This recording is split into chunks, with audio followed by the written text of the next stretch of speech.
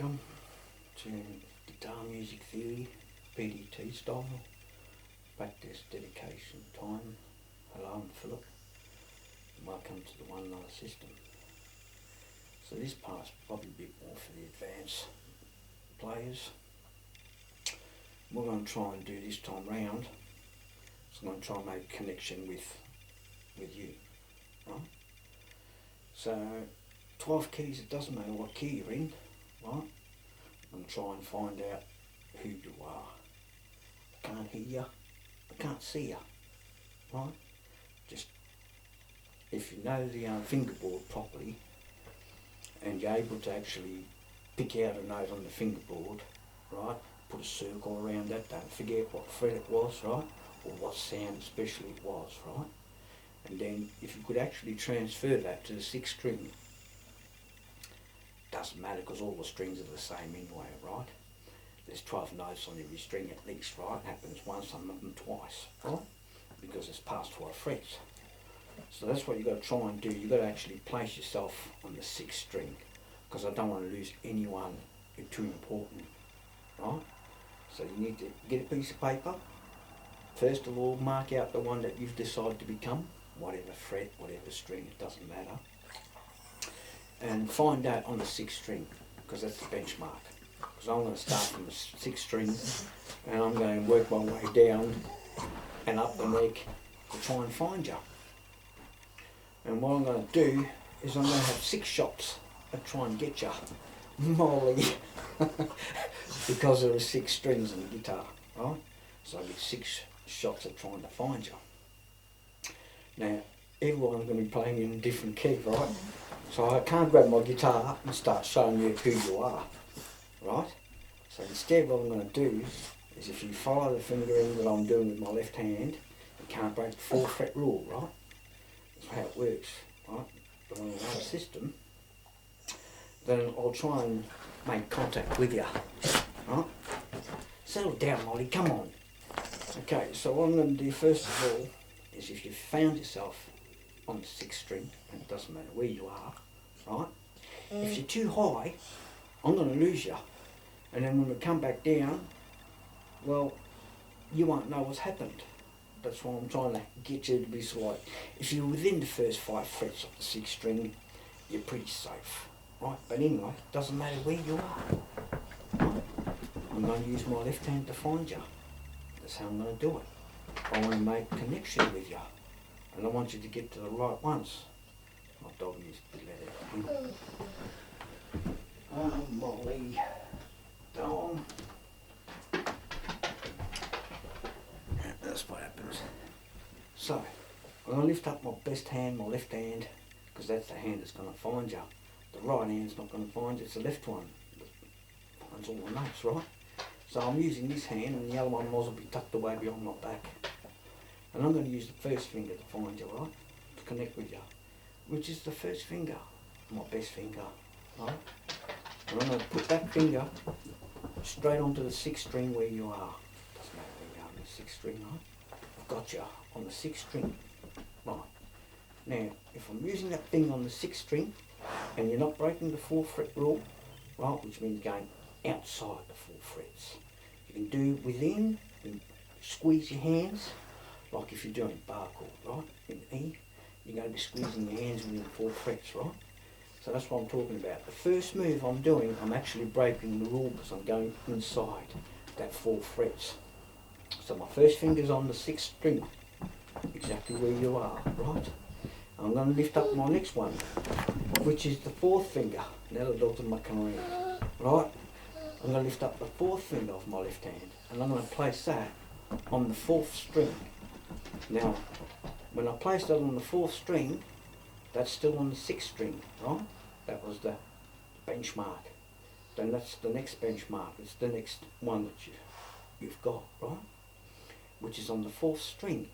And I'm breaking the 4th fret rule because where the 3rd finger goes on the 4th string, I'm putting my 4th finger on there, right? So you've got to try and understand what I'm doing here, because it's part of like the E bar chord, from working from the 6th string down to the 1st string. So I've got you with my 4th finger on the 4th string. It should be the same note, right? That's the sixth string. That's where I am with my fourth finger.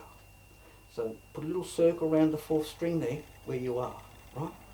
Now what I'm going to do is where my little finger is, I'm going to use my third finger of the left hand, third finger, and I'm going to place it where that spot is. So if you've marked out on a piece of paper where it is, it's a smart move because you'll know exactly what I'm talking about. So your third finger now should be on the fourth string, exactly the same note that you had before, right? And your first finger is I'm going to rise my first finger, and I'm going to lock you in on the first string because that's the opposite to the sixth string, right? So now I've got you on the sixth string, I've got you on the fourth string, and I've got you now on the first string, right? And that's where you're on the first string because it's the opposite to the sixth string.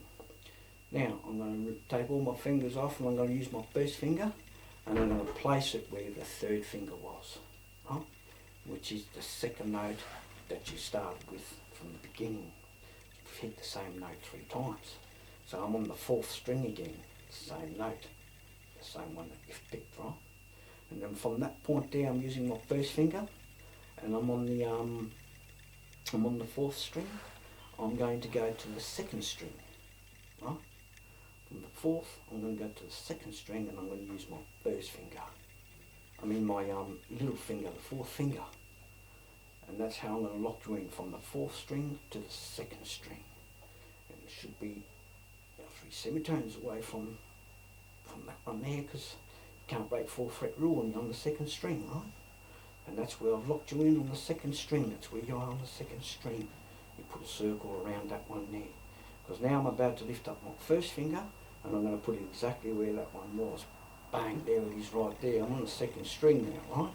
And it should be all the same notes so far if you have a look back at it, right? So I'm on the second string with my first finger and I'm going to use my third finger of my left hand. I'm going to lock you in into the fifth string. And that's how I find you on the fifth string, right? Got you locked in on the fifth string now.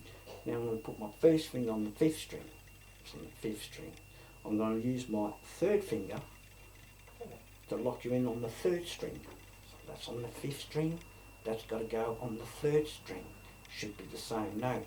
I've just worked out what the third string is, right? From the third string, you go to the first string. You put your first finger on the third string, where you were, and then add the fourth finger to the first string. And that's where you are on the first string. Directly opposite that is the sixth. You go to the fourth, you go to the second, you go back to the fifth, 3, 1, you're already off the grid, right? Now, if you're doing it backwards the other way, right, you go from the sixth string to the first string. From the first string with the fourth finger, the little finger on the first string, you use your first finger and you go to the third string. So you're descending now to try and find you further towards the bottom end of the neck where the machine heads are, right? So I've got you on the first string with my little finger and I'll find you with my first finger on the third string. Now what I'm going to do is I'm going to place my third finger where the first finger was on the third string, and my first finger is going to go up on the fifth string, and that's where you are on the fifth string over there, right? From the fifth string, I'm going to put my third finger on the fifth string, and I'm going to use my first finger, and it's going to go onto the second string. So from the fifth string, you go down to the second string. From the second string, go to the fourth. From the fourth to the sixth, to the first, to the third, to the fifth, and go off the grid. Right? So that's how I worked it out. So if you have a look now at all those circles that you've done, you'll see that I've got you no matter where you were, no matter what key you were. I've actually showed you the one note system for the key that you are in all over the neck. If you go and check, they're all the same sound, same note, right? And that's doing it without seeing it or hearing it, because every key's the same. So check it out and see how you went, and if you're not too sure about it, have another go. Try it again. Start from the sixth string somewhere and follow the fingers that I did, and I'll show you that I was trying to make the right contact with you. like the key, and when I'm listening to the radio or something, try and get to the right one another system. Every single one is the starting, is benchmark, right? That's what I'm trying to get to first, which is hopefully what I've managed to do with you. Okay.